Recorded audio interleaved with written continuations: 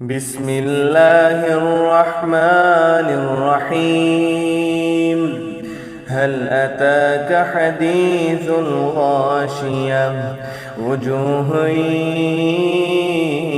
يومئذ خاشعة عاملة ناصبة تصلى نارا حامية تسقى من عين آنية ليس لهم طعام إلا من ضريع لا يسمن ولا يغني من جوع وجوه يومئذ ناعمة لسعيها راضية في جنة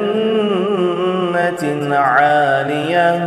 لا تسمع فيها لاغية فيها عين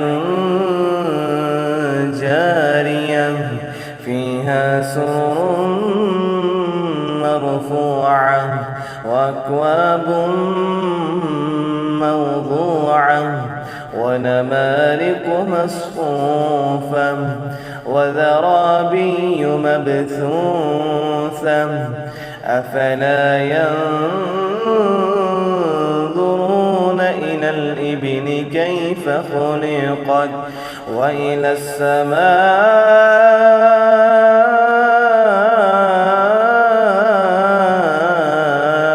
كيف رفعت وإلى الجبال كيف نصبت وإلى الأرض كيف سطحت فذكر إنما